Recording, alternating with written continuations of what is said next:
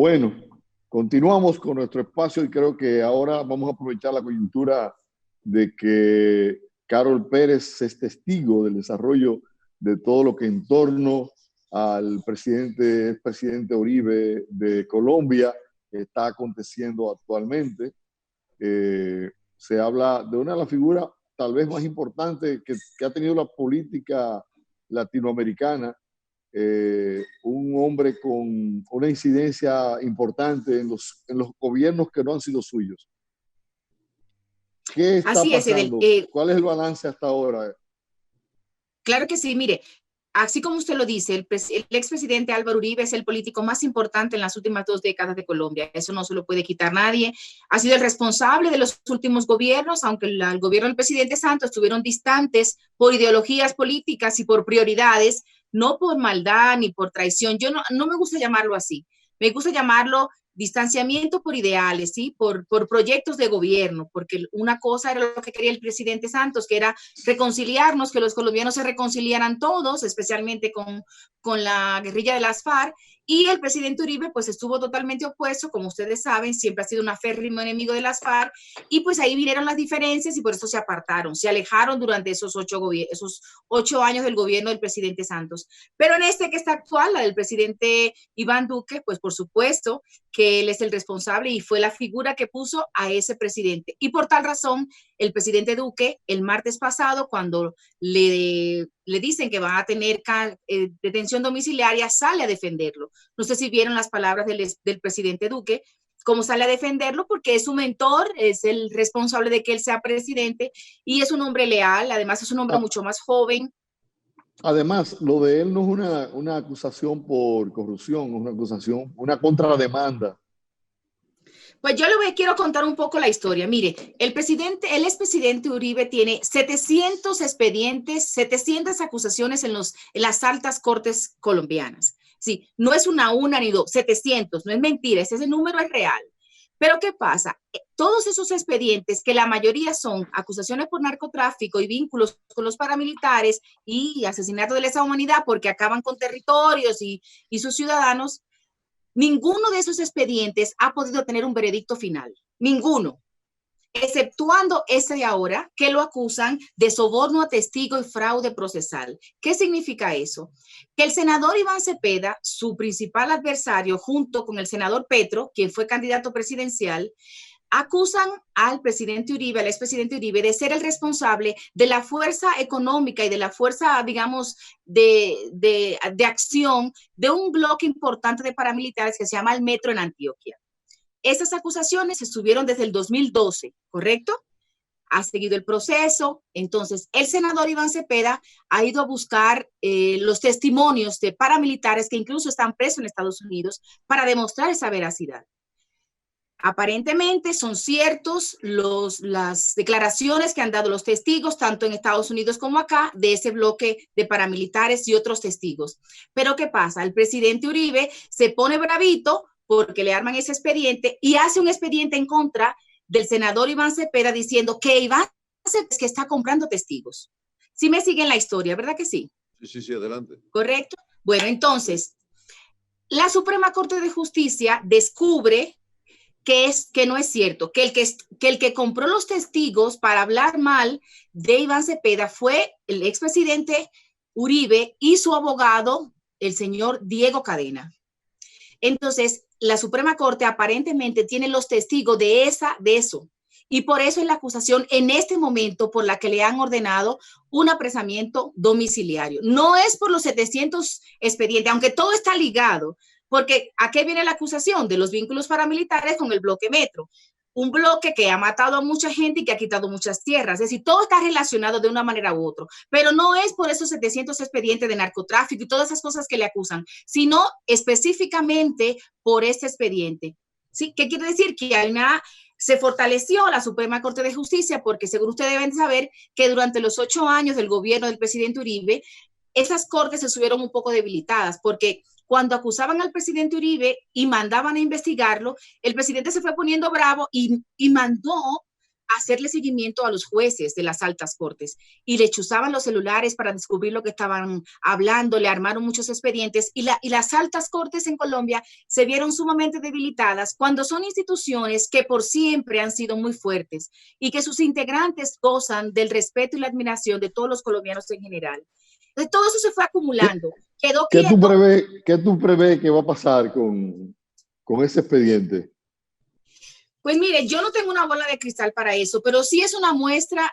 Este juicio tiene dos componentes, uno político y uno judicial, como ustedes deben saber. El político, porque el expresidente Uribe es el político más importante en las últimas 2 décadas, pero como todo llega a su fin, así como el PLD en nuestro país salió del gobierno después de 20 años, todo llega a su fin y los líderes se debilitan, pierden seguidores, pierden fuerza y por razón vienen cosas malas y las sombras que quedaron atrás, ¿no? Y entonces yo entiendo que va a seguir el proceso, que le vayan a juzgar, eso no se sabe. Yo diría que la mitad de los colombianos está a favor y la mitad está en contra. Yo siempre he dicho y me he ganado muchos boches por eso, por decir que la mitad de los colombianos ama a Uribe y la mitad lo odia. Es un hombre con una personalidad muy especial, un hombre autoritario que a mucha gente le gusta, Sí, pero a otros no. sí. Entonces, a la gente que le gustan esos pichones de dictadores y que lo manden y que lo dirijan y que le digan hijo, Así pues es, lo va a así es. lo va a aceptar y va a estar conforme. Pero hay otros que creen más en la democracia, que son más democráticos, que son más de otro nivel, yo diría, porque yo le digo la verdad, una persona educada no quiere que lo esté maltratando ni madreando delante de nadie, ¿verdad? Entonces, yo creo que el proceso va Esta a es una seguir medida adelante. de coerción. Él tiene una medida de coerción. Sí, es una medida de coerción mientras las investigaciones siguen de fondo, pero aparentemente, Edel, las pruebas están. Lo que no se logró durante las otras 700 investigaciones, en esta sí se logró, porque si no, las altas cortes no le hubiesen puesto lo de cárcel domiciliaria y que también se lo pusieron a su abogado. El viernes pasado, a su abogado Diego Cadenas también le ordenaron le ordenaron lo mismo, cárcel Y hay domiciliaria. suficiente independencia en la justicia en Colombia como para presumir que no va a haber ningún tipo de maniobra, de manejo, de influencia por parte del presidente Duque. Yo creo que sí, yo creo que hay un buen nivel, sobre todo porque las altas cortes que estuvieron tan debilitadas se han fortalecido nuevamente. Entonces, eso es una buena señal de que si las pruebas están, habrá una condena. Si no están, pues habrá que retractarse y todo el mundo libre y ponernos de acuerdo de nuevo.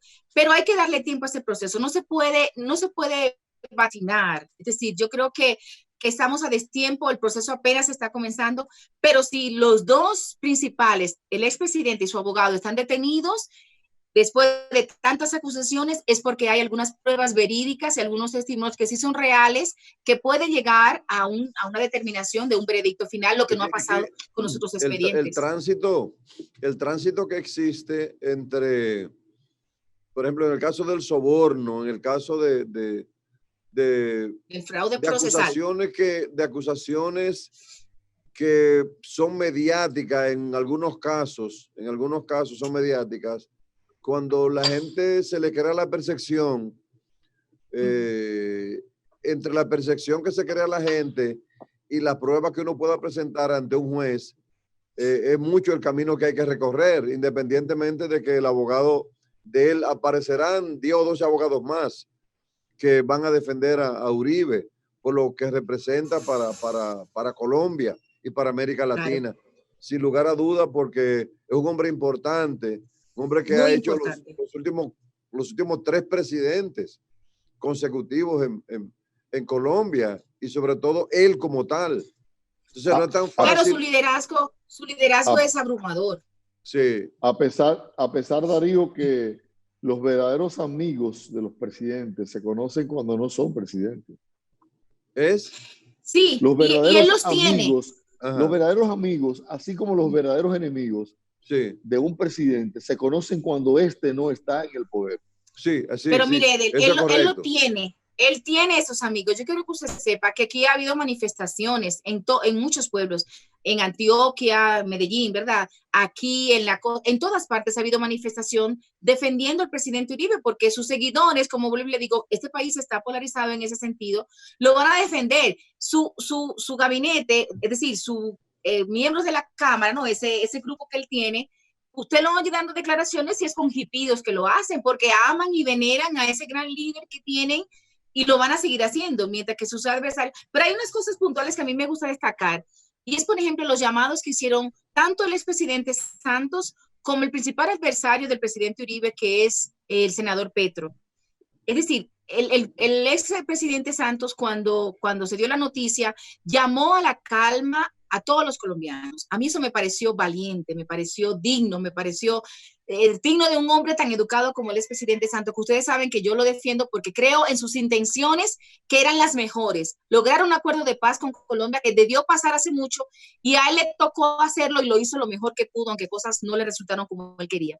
Entonces él llamó a la calma y a la cordura a los colombianos para que entendieran que este es un momento difícil por muchas razones. Primero, por la situación de salud que vive el mundo, y Colombia no está exento de eso. Todavía estamos en confinamiento en todo Colombia. Y después, guardar el respeto y la compostura por un expresidente, ¿sí? Y que le deseaba que todo saliera lo mejor posible. Creo que eso fue un llamado bastante bueno y que ayudó un poco como a bajar los ánimos. Igual que el senador Petro, quien fue quien comenzó todos los expedientes contra los senadores que pertenecían a los grupos paramilitares, incluido el presidente Uribe, también llamó a la cordura para que todos se mantuvieran calmados, ¿sí? Que esos son momentos difíciles para estar agitando, porque usted sabe que los agitadores están en todas partes y que en los momentos de crisis, cuando más. Entonces, esos dos llamados me parecieron muy valiosos y yo cada vez que me preguntan lo destaco porque creo que ayudan a calmar las aguas. Estos no son tiempos para estar tan alborotados, ¿no? Claro, en República Dominicana se da un fenómeno interesante,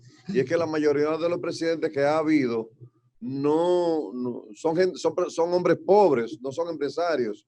En Colombia, por ejemplo, la situación de Uribe y los otros presidentes son pobres o son empresarios, son clase media. ¿Cómo es el asunto? Interesante esa pregunta, don Darío. Teníamos a Balaguer, que era un hombre pobre, después saltamos a Leonel, que era un hombre pobre, lo propio con el señor, con Danilo Medina, con el doctor Jorge Blanco. Digamos que el más acomodado era Hipólito Mejía, ¿no? El que más próspero era Hipólito. Empresario, claro está. Sí. A pesar de que su comportamiento no era demostrar cosas, que se mantuvo humilde. Pero en Colombia, como tiene que ser.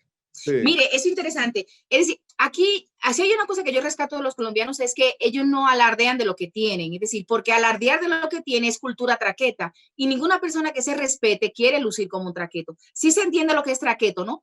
Es la persona que se dedica a lo ilegal, ¿no? Al narcotráfico y todo eso. Okay. Esa es la cultura traqueta. Entonces, una persona educada, medianamente educada, no quiere lucir así, porque eso es malo, y es un mal que le ha costado a Colombia 40 a 50 años de problemas, ¿sí?